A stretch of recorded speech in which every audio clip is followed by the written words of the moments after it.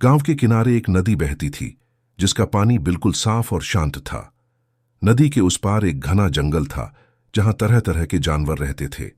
उन्हीं जानवरों में एक मगरमच्छ भी था जो सालों से उसी नदी में अपना घर बनाए हुए था। यह मगरमच्छ बाकी मगरमच्छों से थोड़ा अलग था। उसकी आंखों में हर समय एक तरह की उदासी रहती थी, जैसे उसे कोई पछतावा हो। जब भी कोई जानवर नदी के पास आता, वह मगरमच्छ को किनारे बैठा आंसू बहाते देखता। धीरे धीरे जंगल में यह बात फैल गई कि वह मगरमच्छ बहुत भावुक है। कोई कहता उसने अपने पुराने दोस्तों को खो दिया है, कोई कहता उसे अपने किए पर पछतावा है, और कुछ तो यह भी मानते थे कि वह मगरमच्छ अब बूढ़ा हो चुका है और अपनी उम्र का दुहक रोता है। मगरमच्छ के आंसू अब जंगल की कहानियों का हिस्सा बन चुके थे और बच्चे उसे दुखी मगरमच्छ कहकर चिढ़ाने लगे थे। लेकिन हकीकत कुछ और थी।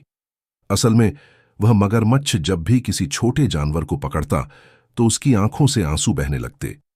बाहर से देखने वालों को लगता कि वह पछता रहा है, लेकिन सच्चाई यह थी कि वह चालाकी से मासूमियत का नकाब पहनकर शिकार करता था।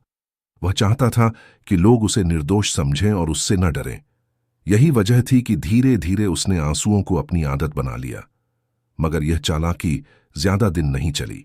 एक दिन की बात है, उस गांव से एक नौजवान लड़का नाम अर्जुन नदी पार करके जंगल की ओर आया। अर्जुन एक सामान्य परिवार से था, पर उसमें कुछ खास था। उसके मन में ज्ञान पाने की जिज्ञासा और जीवन में कुछ बड़ा करने का जुनून था। वह जानता था कि जंगल में ऐसे कई रहस्य हैं जो उसके जीवन को बदल सकते हैं। अर्जुन ने जब मगरमच्छ को आंसू बहाते देखा तो वह रुक गया। उसने मगरमच्छ से पूछा, तुम इतने दुखी क्यों हो? मगरमच्छ ने गहरी सांस ली और कहा, मैं अपनी किस्मत पर रोता हूं। मैं चाहता था कि मैं उड़ पाता, मैं पहाड़ों पर दौड़ पाता, मगर मैं एक जलचरी जीव ही रह गया। क्या यह दुख की बात नहीं?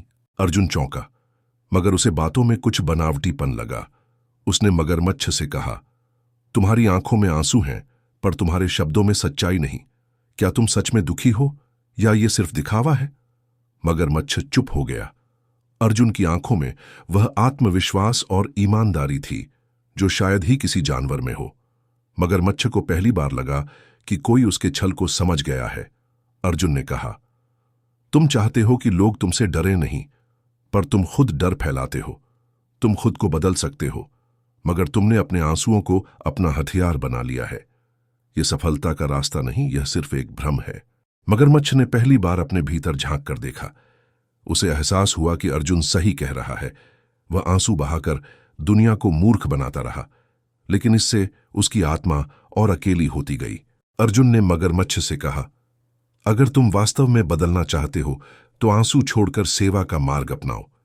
जंगल में कई जानवर हैं जो बीमार हैं, बूढ़े हैं, जिन्हें तुम्हारी ताकत की जरूरत है।